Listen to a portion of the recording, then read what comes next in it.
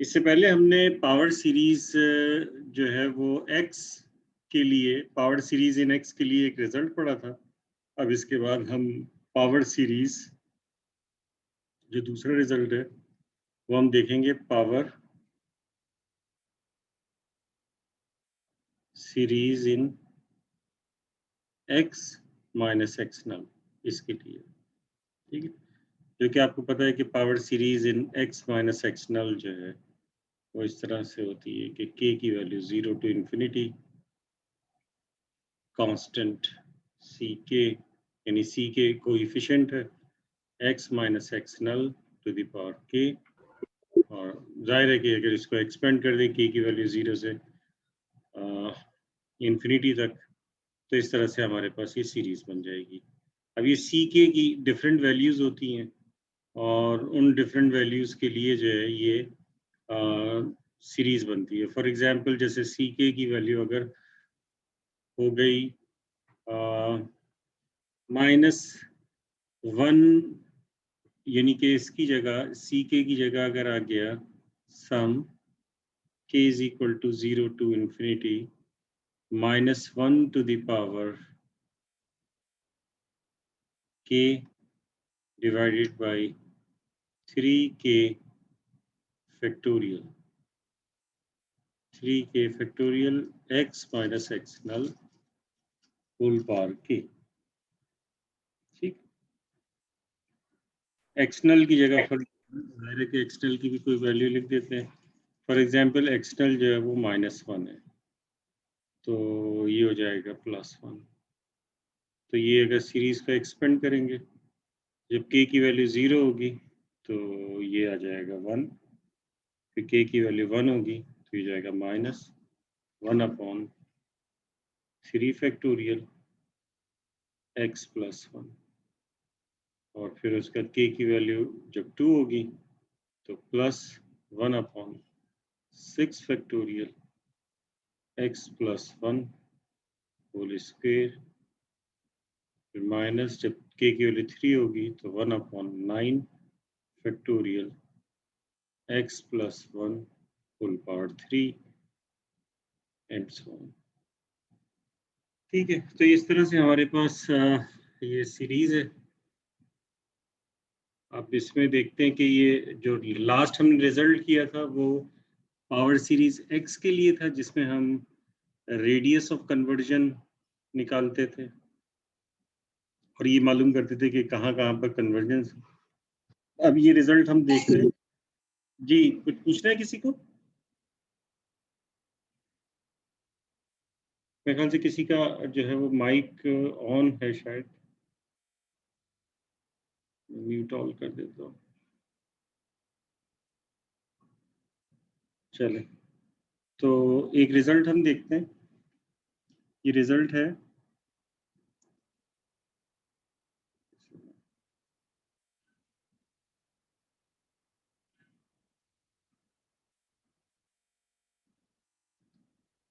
for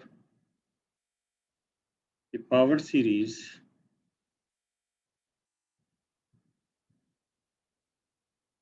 sum ck x minus x null to the power k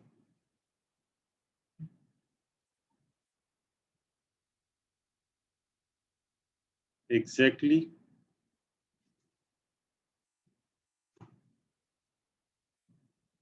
one of the following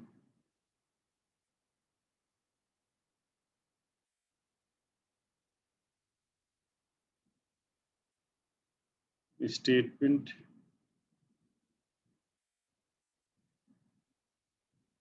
is true.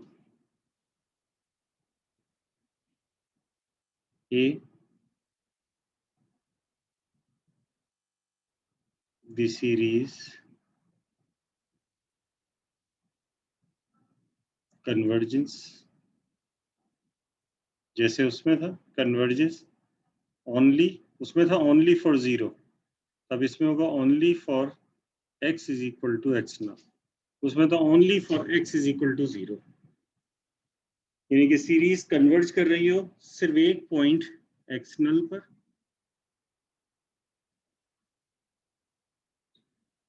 यानी इसको अगर इस तरह से देखें,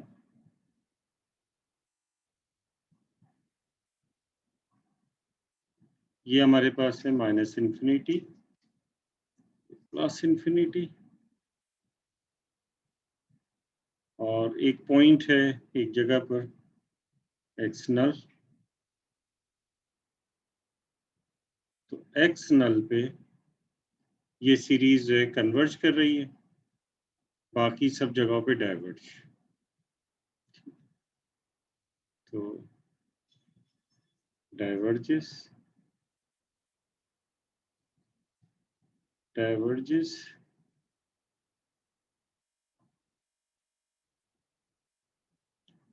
diverges and radius of conversion is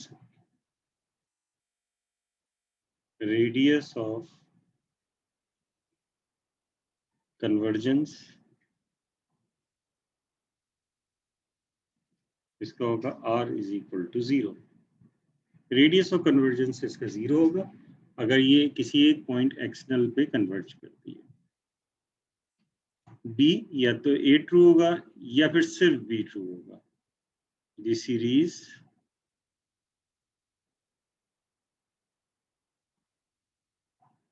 converges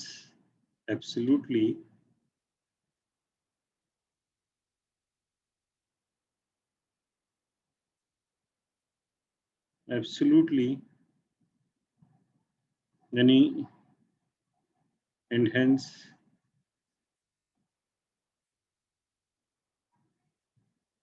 converges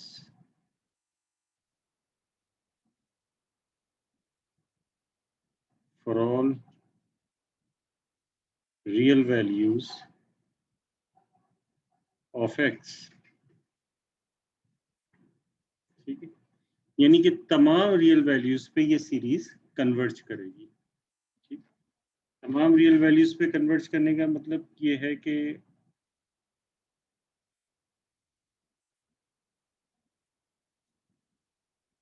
ये हमारे पास एक पॉइंट एक्सनल है, तो ये सब पे कन्वर्ज, यानी पूरे माइनस इन्फिनिटी से लेके प्लस इन्फिनिटी तक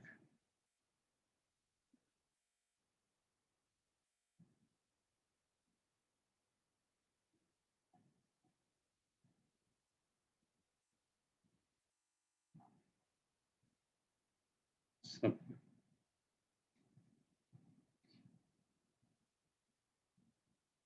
converges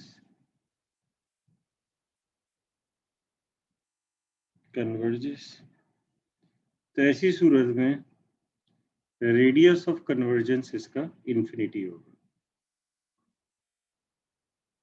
radius of convergence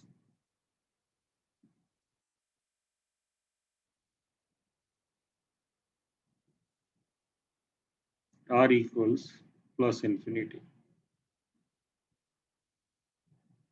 C part,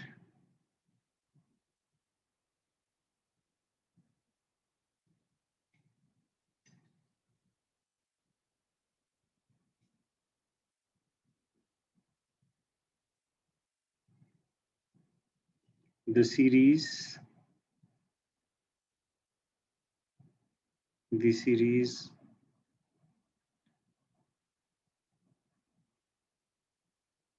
converges absolutely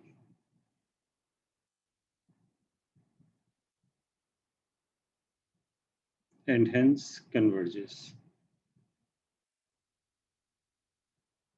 लेकिन ये पूरी वैल्यूज के लिए नहीं होगी, and hence converges for all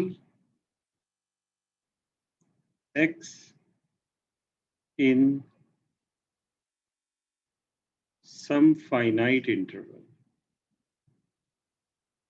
finite open interval, open interval x null minus r to x null plus r and diverges, और इसके अलावा इस इंटरवल के अलावा सब जगह जो है ये डाइवर्ज करेगी। And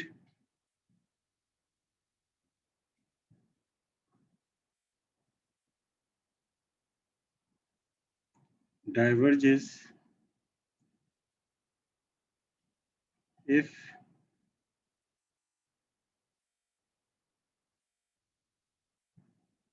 x is less than x null minus r or x is greater than x null plus r।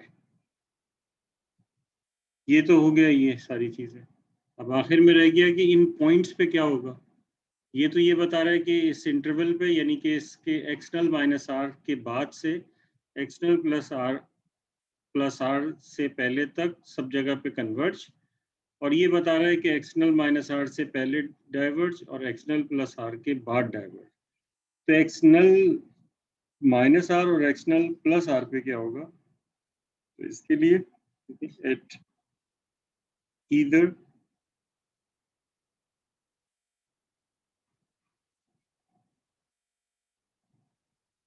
of the values x is equal to x null minus r और x is equal to x null plus r, the series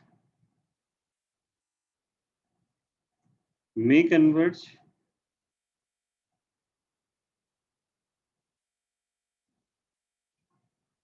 absolutely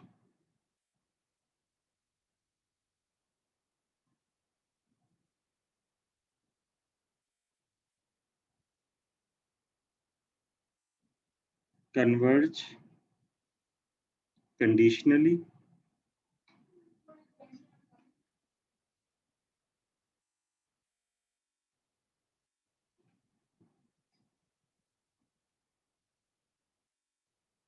converge conditionally और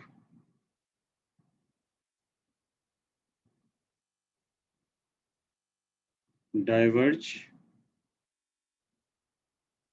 depending upon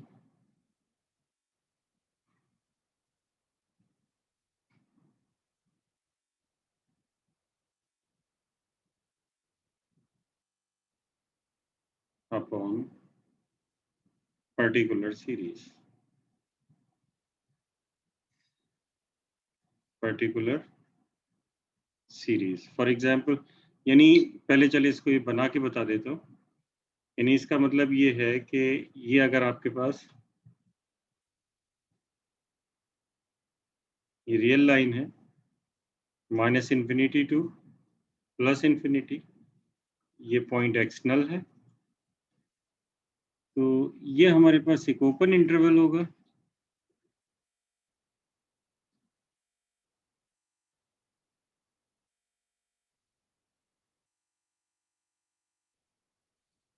जो कि होगा x null minus are और ये होगा x null plus are. तो ये वाला जो पोर्शन है ये सब कन्वर्ज करेगा, ठीक है, कन्वर्ज।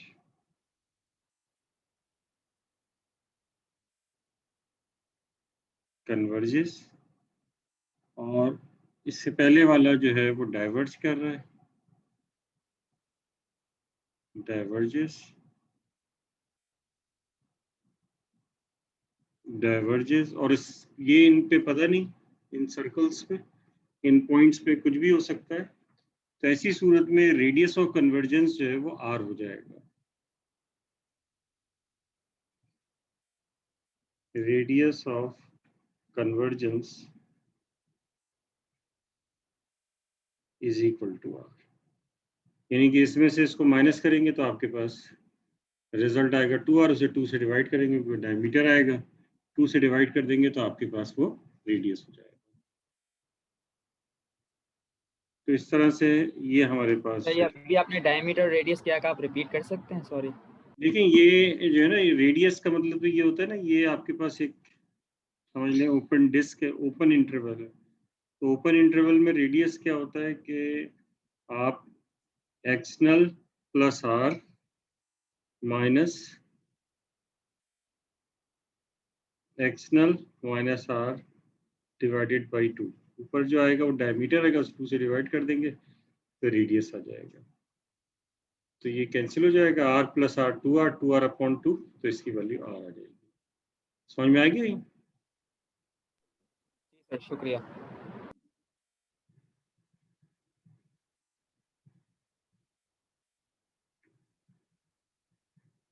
अब देखें ये जैसे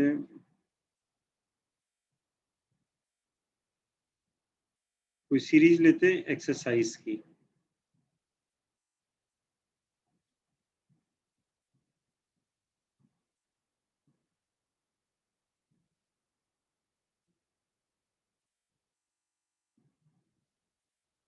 एक्सरसाइज का एक क्वेश्चन है, मैं इसकी सीरीज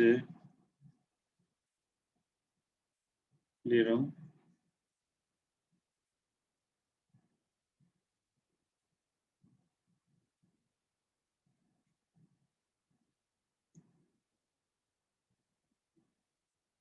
देखिए ये है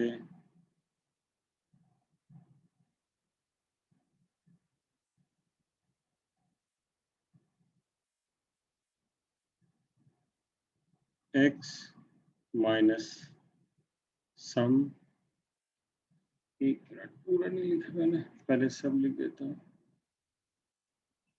सम k is equal to 0 to infinity और -1 to the power k x minus 4 to the power k divided by k plus 1 whole square.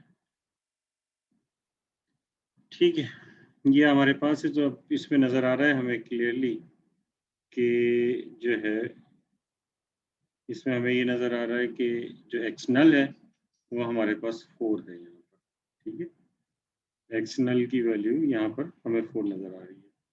तो सबसे पहले हमें इसकी उसके लिए कन्वर्जेंस के लिए रो निकालना होगा। रो के लिए हम बताएंगे कि इसमें केथ टर्म क्या है। तो केथ टर्म है -1 to the power k divided by k plus 1 whole square times x minus 4 to the power k। तो फिर उसके बाद k प्लस 1 टर्म देखते हैं, तो ये हो जाएगा -1 to the power k plus 1 divided by k plus 2 whole square times x minus 4 to the power k plus 1। Rho निकालने के लिए हमारे पास फार्मूला है जो आपने पढ़ा था, limit k approaches to plus infinity absolute u k plus 1 divided by uk। अब आपके पास क्या हो जाएगा, ये हो जाएगा limit k approaches to plus infinity absolute u k plus 1 लिखेंगे, तो जाएगा -1 to the power k plus 1 divided by k plus 2 इसका whole square times x minus 4 to the power k plus 1 multiply हुई, क्योंकि डिवाइड हो रहा है तो मल्टीप्लाई कन्वर्ट करेंगे तो ये डिनोमिनेटर ऊपर चले जाएगा और ये न्यूमरेटर नीचे आ जाएगा। तो नीचे आ जाएगा -1 to the power k x minus 4 to the power k और न्यूमरेटर में आ जाएगा k प्लस 1 होल स्क्वायर।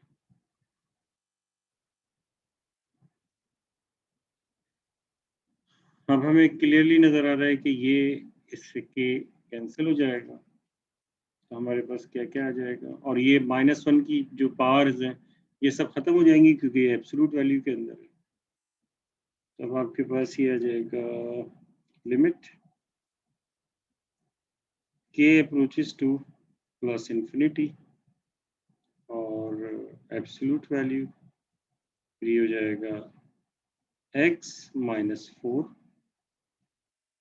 ठीक है, मल्टीप्लाई बाई, और यहाँ पर आपके पास आ जाएगा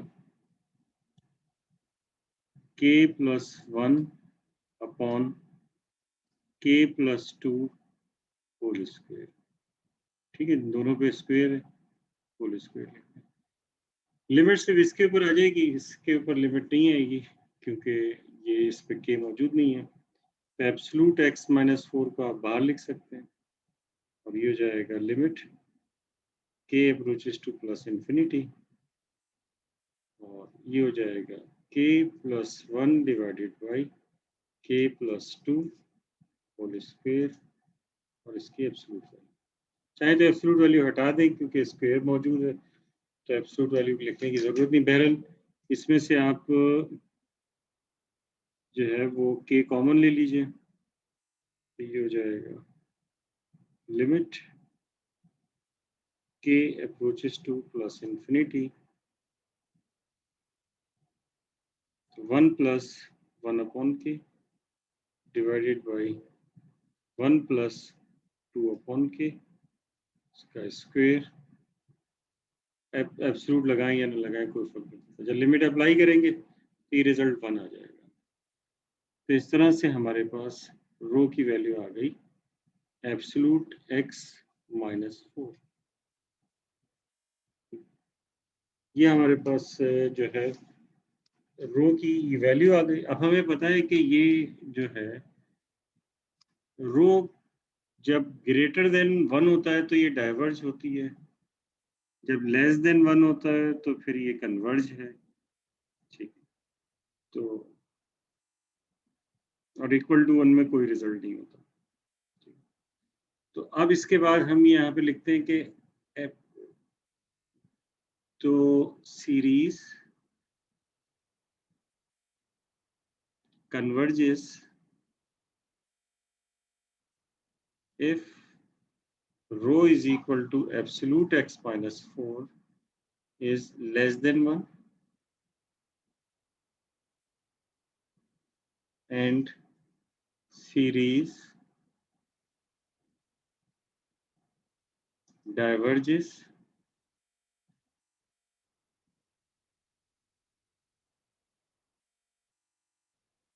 if rho is equal to absolute x -4 is greater than 1 और इक्वल टू 1 के ऊपर हमारे पास कोई रिजल्ट नहीं आएगा। तो अब ऐसा करते हैं कि इनकी सारी रियल वैल्यूज पे रिजल्ट निकालते हैं। तो सारी रियल वैल्यूज पे तो सबसे पहली चीज हमारे पास जो है वो क्या है, absolute x -4 is less than 1. This implies x -4 is less than 1 and greater than -1.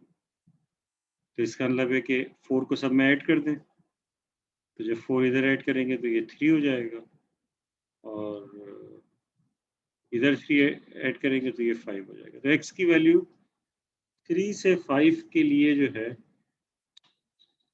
ये हमारे पास जो है कन्वर्ज करेगी सीरीज। तो सीरीज कन्वर्ज करती है जब x क्या हो, 3 से 5 हो जाए, यानी ओपन इंटरवल जो है वो आपके पास। तो हमने लिखा सीरीज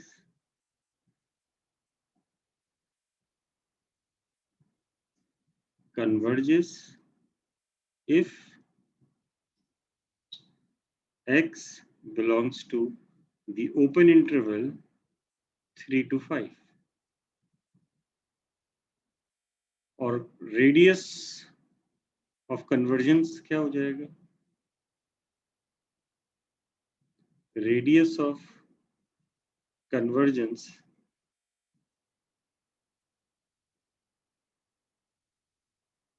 ये हो जाएगा r is equal to 5 - 3 divided by 2 यानी कि 1। ये हमारे पास इसका रेडियस ऑफ कन्वर्जेंस है, ठीक है। और इसके अलावा दूसरे वाले को सॉल्व करने की जरूरत नहीं, जाहिर है कि इससे छोटी वैल्यू के लिए यानी इस इंटरवल के बाहर जो है सब जगह डाइवर्ज करेगी। तो सीरीज आप चाहें तो इसको सॉल्व कर लें, सॉल्व करने से यही रिजल्ट आएगा जो मैं लिख रहा हूं। तो सीरीज डाइवर्जेस if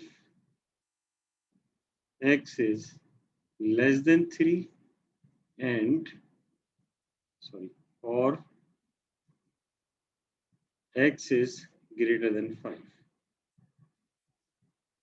ठीक है, ये हमें पता चल गया। अब इसके बाद दो वैल्यूज रहती हैं जी। इसका रेडियस 2 नहीं होना चाहिए? रेडियस 2 जैसे 5 माइनस 3 2 होगा, 2 डिवाइड बाई 2 1 ही तो होगा। सर प्लस नहीं करते क्योंकि हम वो मिड पॉइंट है ना, तो उससे दोनों का डिस्टेंस 2 का डिफरेंस आ रहा है। मिड पॉइंट से एक तरफ का डिस्टेंस रेडियस होगा, दोनों तरफ का तो डायमीटर हो जाएगा।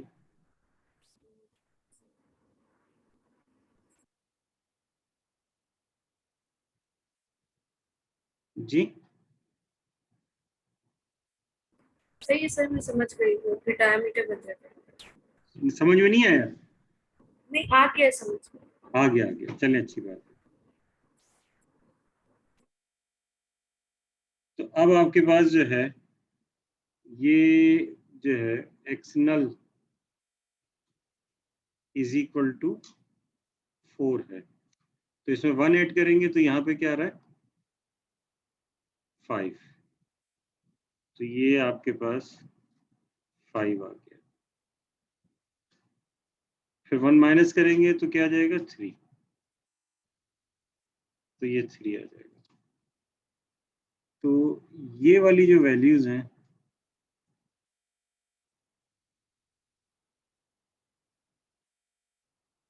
इन पे ये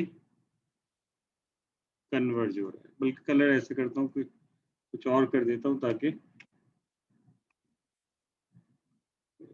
सही से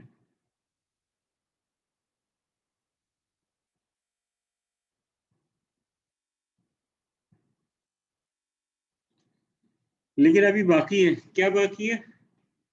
अभी हमारे पास बाकी है कि when x is equal to, यानी कि x की वैल्यू जो है वो हमें पता है कि किस पे हमारे पास काम हो गया, x की वैल्यू जो है वो 3 से 5, 3 के बाद से लेके 5 तक, लेकिन 3 और 5 पे हमें नहीं पता कि कन्वर्ज है या डाइवर्ज कर रहा है, ठीक है। यहाँ पे लिख देता हूँ डाइवर्जेस,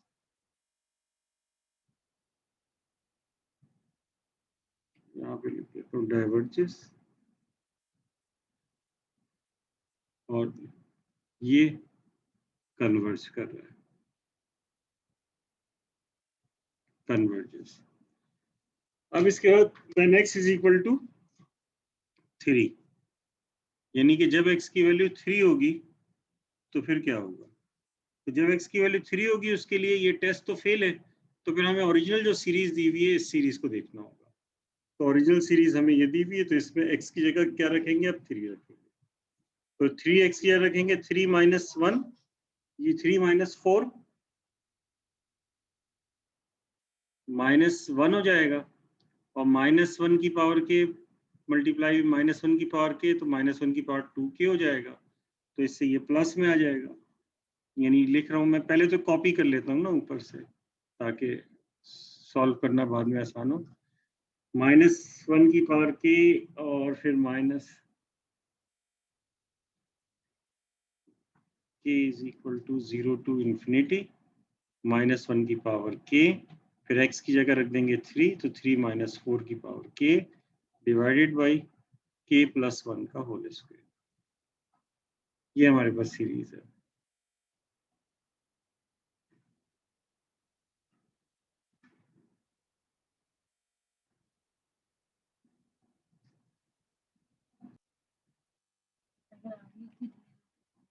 अच्छा, तो ये आवाज आ रही है मेरी? हेलो, आवाज आ रही है? Yes sir. Yes sir. ठीक है, तो अब इसको देख लेते हैं।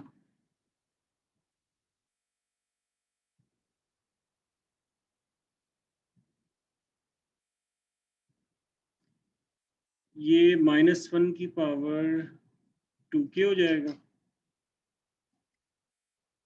डिवाइडेड बाय k + 1 का होल स्क्वायर। तो -1 की और ये सम k = 0 to ∞। -1 की पावर 2k तो +1 ही हो जाएगा, फिर लिखने की जरूरत ही नहीं, सिर्फ एक ही चीज आ जाएगी, ये सम k = 0 to ∞ 1/k + 1 का whole square.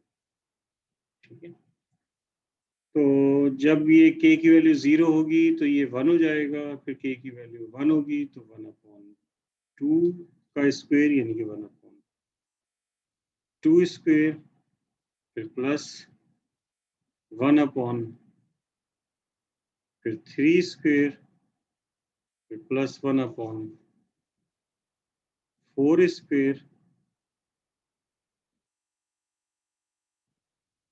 And so on. ठीक है ना, ये इस तरह से आ जाएगा। ठीक है, अब मुझे बताइए कौन सी सीरीज बन रही है ये?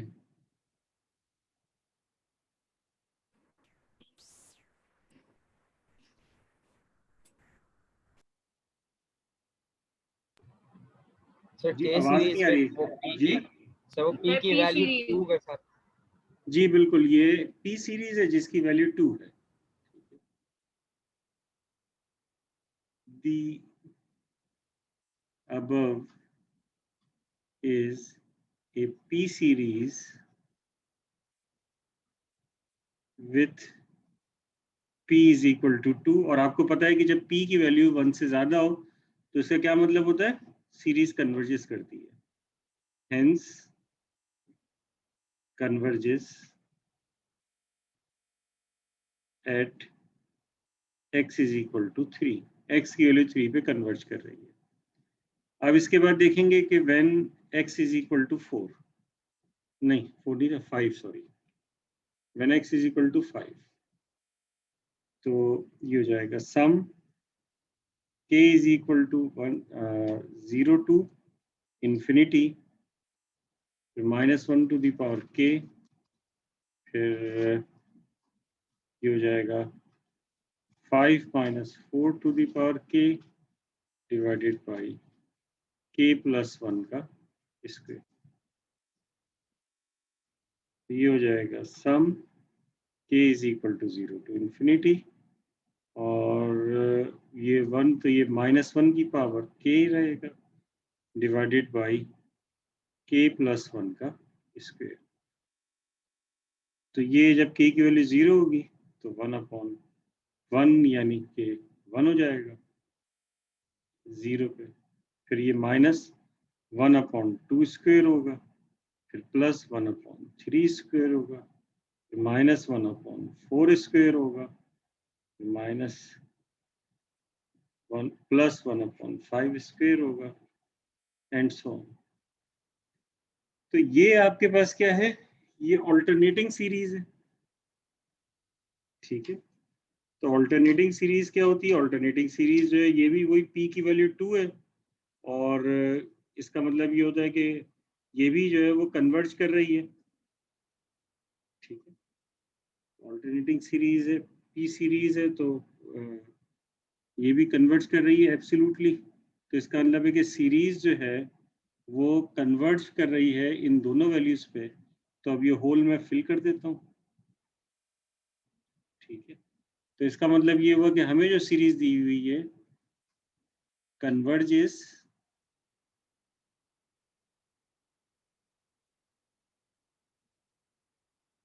absolutely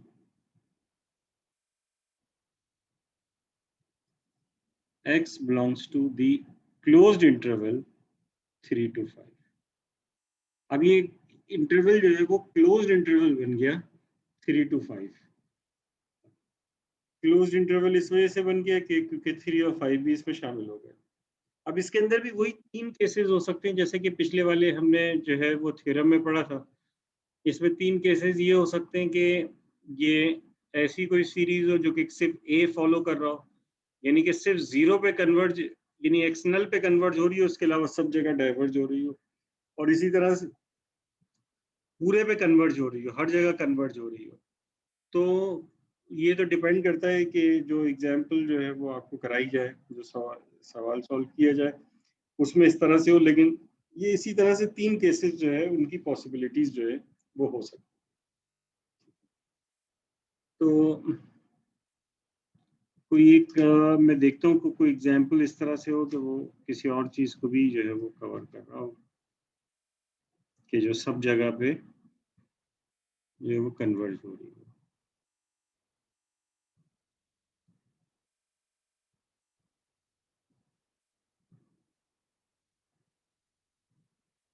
देखिए एक प्रॉब्लम देखते हैं, ये मुझे लग रहा है कि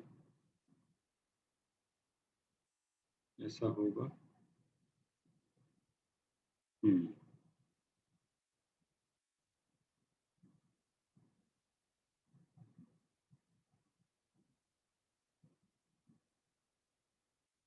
ये है सम, ये एक और example,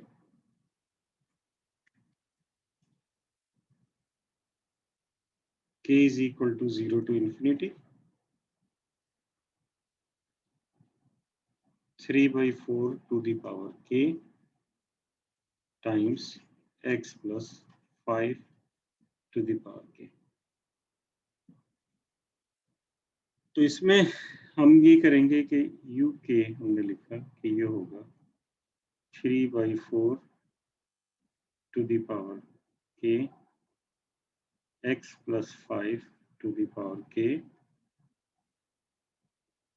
uk plus 1 is equal to 3/4 to the power k plus 1 times x plus 5 to the power k plus 1। ठीक है, रो कंप्यूट कर लेते हैं। रो होगा limit k approaches to plus infinity, और फिर एब्सोल्यूट वैल्यू में वैसे लिखते कि एब्सोल्यूट वैल्यू लिख दें हम, क्योंकि वो x भी है हमारे पास, तो पहले ये लिखेंगे 3/4 to the power k plus 1, इसको ऐसे लिख देता हूँ 3/4 टू द पावर 1 मल्टीप्लाई भी x plus 5 times x plus 5 to the power k multiply भी x to the power x plus 5। यहाँ पे एक्सटर्नल जो है -5 है, ये ध्यान में रहे। मल्टीप्लाई बाई, अब इसके बाद क्या होता है यू के, तो डिवाइड में कन्वर्ट करेंगे तो ये सब डिनोमिनेटर में चला जाएगा, तो 3/4 to the power k divided by x plus 5 to the power k. अब ये इससे कैंसिल हो जाएगा, ये इससे कैंसिल हो जाएगा। 3/4 तो पॉजिटिव वैल्यू इसका आप एब्सोल्यूट के बाहर और लिमिट के बाहर ले सकते हैं, क्योंकि इसमें k नहीं, बल्कि सभी को k इसके बाहर ले सकते हैं, इंडिपेंडेंट ऑफ k हो गया, तो जाहिर है कि यही लिमिट होगी, आपको लिमिट लिखने की जरूरत नहीं। तो ये आ जाएगा 3/4 multiply by absolute x plus 5, ये आपके पास आ गया 3/4 एब्सोल्यूट x प्लस 5 के ही एलिमिनेट हो गया। अच्छा, इसमें भी वो सॉल्व इसी तरह। अब ये लेस देन 1 के लिए जो है वो होगा, तो absolute x plus 5 is less than 4/3, या x plus 5 is less than -3, greater than -3/4, 4/3 and less than +4/3। चलें, ये तो वैसे ही होगा जैसे पिछला वाला हुआ, कर ले। ये मेरा ख्याल है कि आप लोग कर लेंगे, कि इसके जो रिमेनिंग पार्ट है मैं छोड़ देता हूँ, बाकी वैसे ही होगा। -5 सब्ट्रैक्ट करेंगे, 5 सब्ट्रैक्ट करेंगे सब में से, तो 4/3 -5 is less than x is less than 4/3 minus 5। इसको सॉल्व करेंगे तो इसके लिए आपको पता चल जाएगा कि कन्वर्ज आ रहा है। फिर इसके बाद जो है वो डाइवर्ज के लिए इसके अलावा वैल्यूज होंगी, और फिर उसके बाद जो पॉइंट्स होंगे एग्जैक्टली जिनके ऊपर हमें नहीं पता, तो उनके लिए जो है वो अलग से वैल्यूज पुट करके जो है वो निकाल। ठीक है, अब इसके बाद एक नई चीज देखते हैं जिसे हम कहते हैं कन्वर्जेंस। यहाँ तो कोई प्रॉब्लम तो नहीं है इस चीज में, मैं आगे नहीं करा रहा क्योंकि ये बिल्कुल वैसे ही क्वेश्चन है, तो आगे कराने का कोई फायदा नहीं है। ठीक है,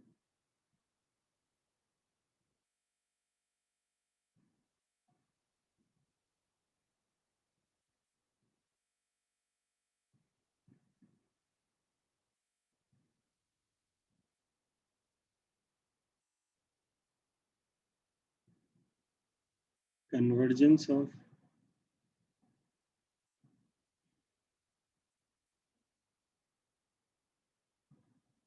टेलर सीरीज।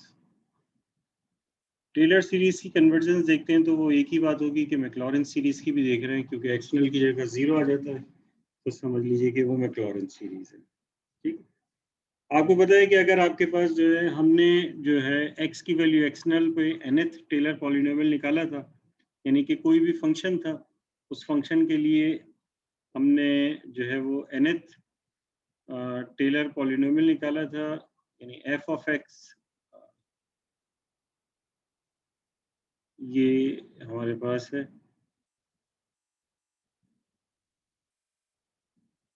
k की वैल्यू 0 से n, और ये kth डेरिवेटिव एक्सटर्नल पे। एक्सक्यूज मी, एक मिनट, ये जो है ये एक्सटर्नल, प्लीज अपना जो है वो माइक अगर किसी का खुला हुआ है तो उसे म्यूट कर दें। अच्छा, एक्सटर्नल, ये केथ डेरिवेटिव है एक्सटर्नल पे फंक्शन का, divided by k factorial x minus external whole power k। ये हमारे पास जो है वो टेलर पॉलिनोमियल है, और टेलर पॉलिनोमियल जो है वो हमारे पास इस तरह से होता है। अब अगर ये फंक्शन है, ठीक है, फंक्शन ऑफ x है, तो f ऑफ x है, तो इसका मतलब ये होगा कि हमारे पास जो n है ये इंफिनिटी को अप्रोच कर रहा हो, limit n approaches to infinity. यानी इस चीज को हम जो है वो इस तरह से भी लिख सकते हैं कि f ऑफ x, अगर ये फंक्शन जो है इसके सारे डेरिवेटिव जो है x की वैल्यू एक्सटर्नल पर एग्जिस्ट करते हो, तो f ऑफ x जो है, यानी इस चीज को हम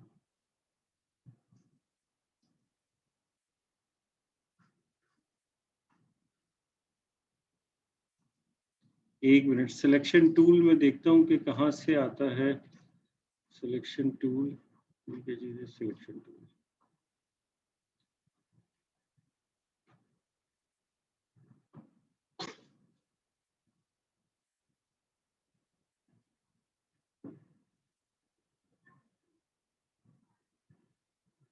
नहीं ये तो इससे नहीं हो रहा।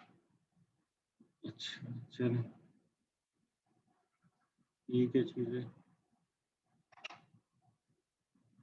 Control C।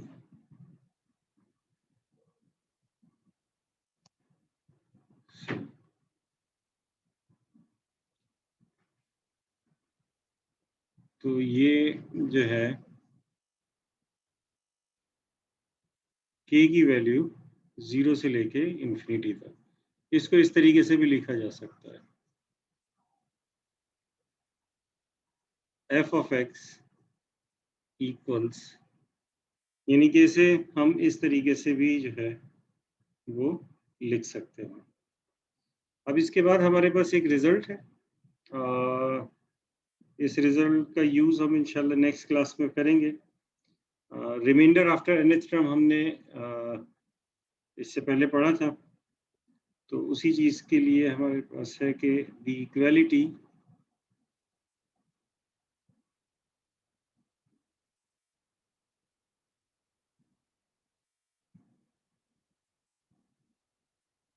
f of x is equal to sum k is equal to 0 to infinity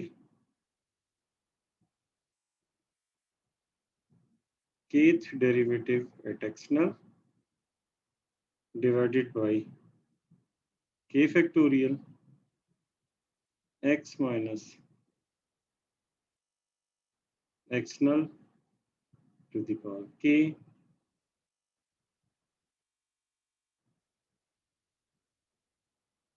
holds at a point x if and only if limit x approaches to n approaches to plus infinity r and x is equal to 0। तो ये हमारे पास result है कि अगर ये reminder after nth term में जो limit approach n approaches to infinity अगर ये 0 हो जाए तो हम ये कहेंगे कि हमारे पास जो इन्फिनिट सीरीज है ये कन्वर्ज होगी f ऑफ x पे, और वो जो फंक्शन होगा वो उस टेलर सीरीज के जरिए जो है रिप्रेजेंट किया जा रहा है। ये कैसे होता है इंशाल्लाह हम ऐसे करेंगे कि इसको नेक्स्ट क्लास में इसको पढ़ेंगे। आज इतने ही रखते हैं।